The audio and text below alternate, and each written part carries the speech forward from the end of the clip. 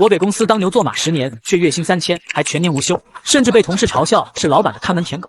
国庆假期得知外婆病重，我想申请放假回家，老板却要我在公司守岗。你外婆专挑长假嘎吗？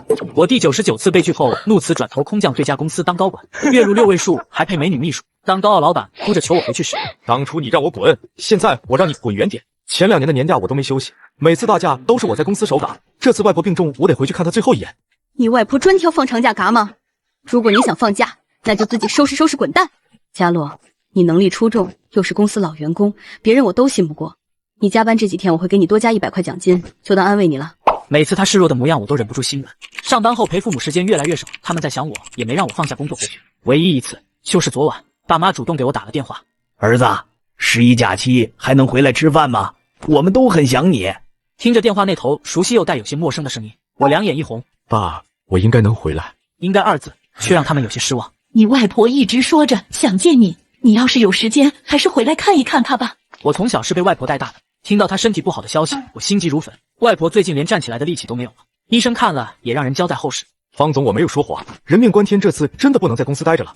见最后一面就非得11去，这样吧，等长假结束，我允你几天假期，你去殡仪馆见他，这总可以了吧？这一番话打得我措手不及，周围的同事见状纷纷不满。我支持方总，就应该让能力最差的那个人守岗才对。公司给了你10年工作机会，你应该感恩，而不是站在公司头上拉屎。看着昔日的同事纷纷倒戈，我的心也随之一凉。公司能有如今的成就，绝对有我一半的功劳。如今我只是想捍卫自己的权利。你也看到了，谁都不愿意留下来。这样吧，我再去做一做他们的思想工作，晚一点再聊假期的事情好吗？我刚生出的怒火像是被一盆冷水泼灭，面对方晴的主动献殷勤，我竟心软了。方总让你过去一趟。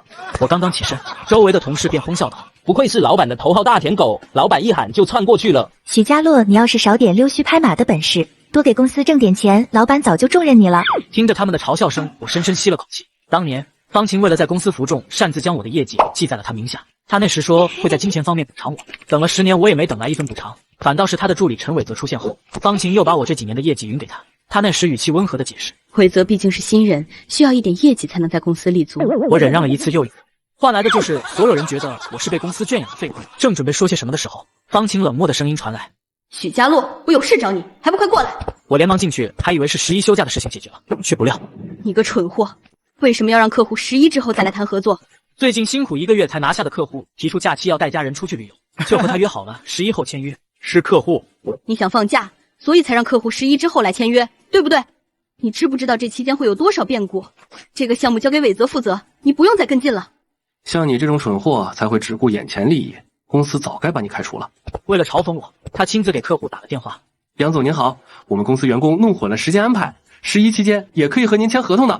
我都说了11没空，急个屁啊！你们再敢催，就干脆别合作了。还有，下次联系麻烦换姓许的员工。听到这里，我舒了口气，正以为方晴会责骂他时，方晴指着我：“许家洛，是不是你跟客户说了公司什么坏话，才让他这么信任你？”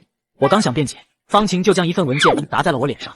这就是你做的企划案，滚出去给我重写！我捂着被打疼的半张脸，慢慢捡起了策划书，却发现这并不是我做的，这是陈伟泽的项目，不是我的。落款名字是你的，我当时让你带着陈伟泽做项目，你就这么敷衍了事？看着落款，我猛地想起这是1周前的项目。我翻开策划书，却发现这和我写的并不一样。起初方晴非要我带着陈伟泽做项目，还让我以督促为由帮着他做署名，却是要给他。我熬了几个大夜，重新写了一份几万字的策划，现在这份却是一开始的版本。不仅如此，陈伟泽还落了我的名字，把所有的责任都推给我。方总这策划案是他故意弄成这样的。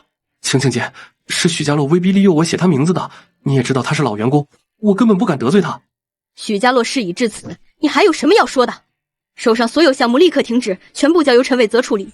你也别想着11后放假了，给我在公司老实待着。原来是在这里等着我，我手上有好几个100万大单，都已经趋于成熟，只待赚分成。他这么一闹，我的项目没了，11还得在公司加班。看着陈伟泽得意洋洋的嘴脸，我只觉得心中一阵恶心。走出门后，同事们在传阅一张纸，每个人都带着不怀好意的笑，竟还把纸甩到我脸上，只瞟了一眼，就让我脸色变得苍白。许家洛看不出来啊，你竟然还给老板写过情书。我看你就是癞蛤蟆想吃天鹅肉，像你这种猥琐男怎么配得上老板？我确实暗恋方晴整整13年，上学时就喜欢她。为了能和她近距离接触，我和她一块创业，她提出的要求我都尽量答应。情书是我10年前给她的，她没答应也没拒绝，只是告诉我，家洛，公司没发展起来之前，我不想考虑这种事，但我也承认我对你确实有几分不同。短短2句话，让我心绪起伏。为了这几分不同，我殚精竭虑为他鞍前马后。我从22等到35岁，换来的就是这种结局吗？一个情书而已，大家只是在跟你开玩笑。更何况我已经和伟泽订婚了，我不希望他多想。我这才注意到他的无名指上戴着钻戒，我的心猛地一痛。怪不得陈伟泽处处针对我，方晴也只不过是牺牲我给他的未婚夫铺路，却又舍不得我对公司的贡献，卸磨杀驴前还要榨干我最后一丝价值。好了，傻站着干什么？还不快去工作！不用了，方晴，老子我不干了。你这么大年龄，离开公司还能去哪？别怪我没提醒你，你今天走出这个大门，明天就算你跪着求我，我也不会让你入职。不用说了，立刻给我办手续吧。方晴没想到我竟然真的能无视他说的话，听到没？还不快去给他办手续！这种人离开公司才是公司之幸。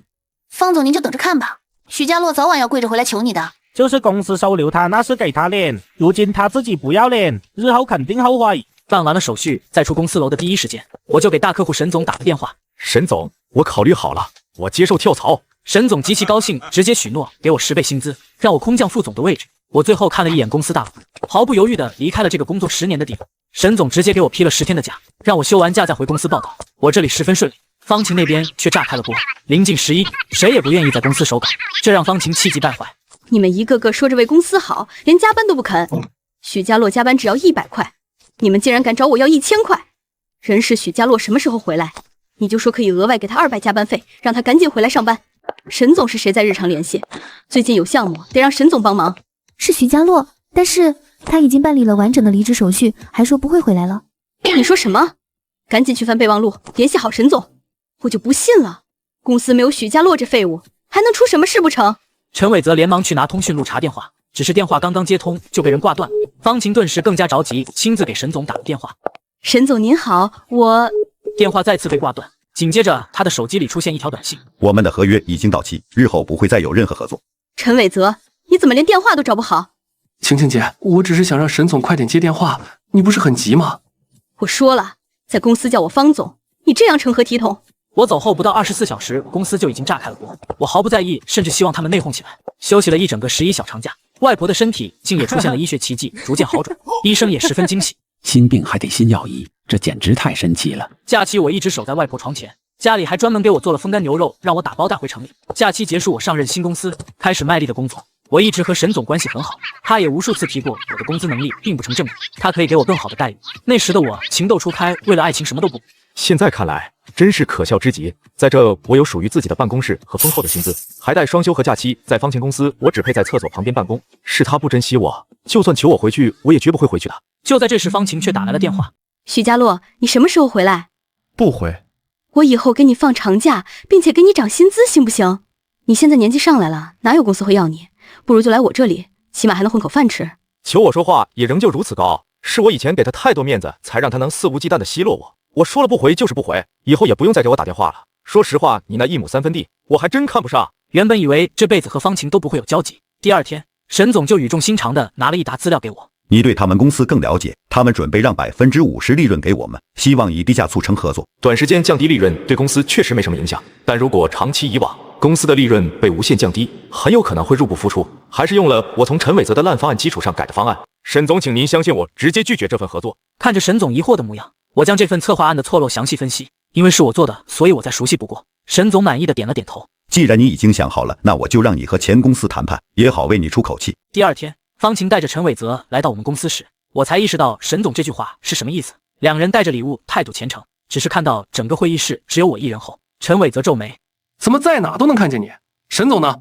难不成你还想怂恿沈总取消我们的合作？一旁的方晴脸色低沉下来，但到底是掌管公司的老板，他并没有立刻对我发难。家洛，你怎么在这里？是在等我吗？沈总委派我和你们谈这次的合作。至于我的身份，我是星河集团副总。你放屁！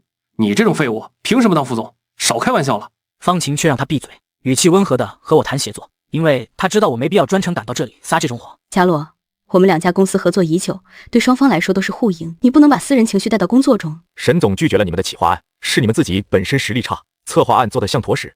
懂？姓许的，你在说谁做的像坨屎呢？这策划案可是你。是什么？我似笑非笑的看着他，他一下子就像泄了气的气球瘪了。果然他根本没对方晴说实话，只是拿着我的策划案借花献佛。陈伟泽，你还不快给许副总道个歉？这次的合作还得多仰仗我们许副总呢。听完他最后一句话，我眉心一皱，总觉得他不怀好意。果不其然，沈总不知何时走到了我的身后。方晴这段话就是为了挑拨离间。沈总，咱们公司毕竟有着那么多年交情，您不能一竿子打死所有人啊，更不能听信某些人的谗言，白白少了赚钱的机会。我这次来是让许家洛过来处理事务，让他赶紧拒绝掉你们的合作，免得在我的公司浪费时间。一句话说完，让方晴的脸色白了又红，他恨恨地瞪了我一眼，转身带着陈伟泽走了。当天下班，他堵在我回家的必经之路上。许家洛，你到底闹够了没？我不就是和陈伟泽订了个婚吗？你至于这样吗？我一怔，没想到他竟把这一切怪在订婚上，对于自己的问题毫不悔改，也不知道我到底是怎么坚持喜欢这种人整整13年的。方晴，我为公司的付出你看在眼里，既然你知道公司离不开我，又为什么要百般欺负我？你问心无愧吗？这10年，公司市值破千万，和我一批的老同事从月薪3000变成3万，不但有早9晚5双休工作制，甚至还有股份。只有我工资从2000变3000，工作时间却从95变成996。每当我想和方晴提这茬的时候，她总会示弱地看着我。你再等等我好吗？我一定给你一个满意的职位。我一次次的服软，却迟迟等不到我想要的结果。许家洛，你非要让我难堪，下不来台吗？你知道我在外有多不容易，就不能心疼我，体谅我吗？我来管你，那谁来管我呢？原以为那天的话足够让方晴心死，老死不相往来。结果我在朋友圈看到方晴取消了订婚，随后就收到了陈伟泽的短信：你这个废物，离开了还阴魂不散！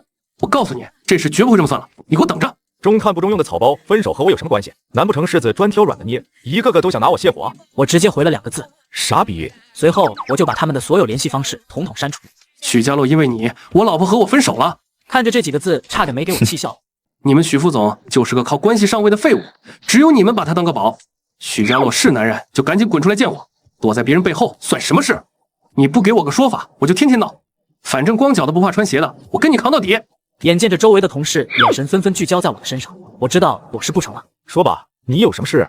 你去跟我女朋友说清楚，说你一点都不喜欢她，让她回到我身边。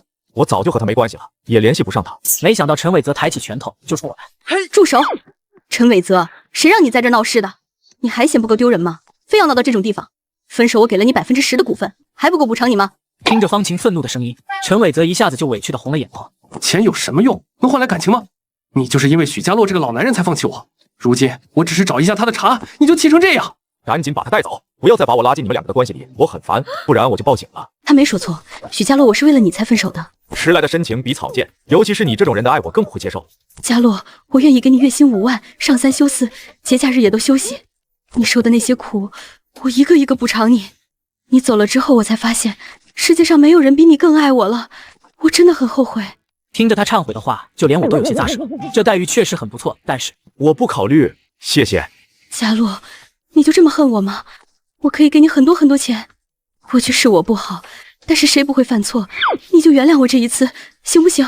你一句爱我，就能抵过我这10年受的气吗？方晴，你要是还要点脸，就从我的世界滚出去！方晴一连好几天都没再见我，只是礼物还是源源不断的送了过来。小许，你考不考虑换个地方工作？海城有一所新开的分公司，我想聘用你去当老板。海城刚好是我的老家，过去的话，再也不用等节假日才能和家人团聚。沈总，我愿意。回到老家后，有爱我的父母和外婆。期间，方晴给我打过1次电话。你到底在哪？我找了你很久，我们见一面好吗？我想没有这个必要吧。公司破产了，我准备移民去国外，如果你想，可以跟着我一块走。没等他说完，我直接挂断了电话。现在我只想为自己而活，以前那些烂事都滚一边去吧。回家第1年，分公司在我的运营下规模不断扩大，我便让人事部继续招聘优秀员工。我却在档案里发现陈伟泽报名了面试。徐总，我是……怎么是你？怎么哪都有你？真他妈阴魂不散！怎么原来的公司把你裁了，你也做起 HR 来了？我是来面试你的首席执行官陈伟泽，如果你不想失去这份工作，就端正你的态度。陈伟泽一下懵了。徐总，您大人有大量，我上有老下有小，真的不能失去这份工作。以前都是我的错，求你别开除我，我很有能力的，我是名校毕业生，我有很多奖项证明。你滚吧，公司不需要你这种人。话音刚落，他就爬到我身边哀求。对你来说就是一句话的事情，看在方晴的份上，原谅我好吗？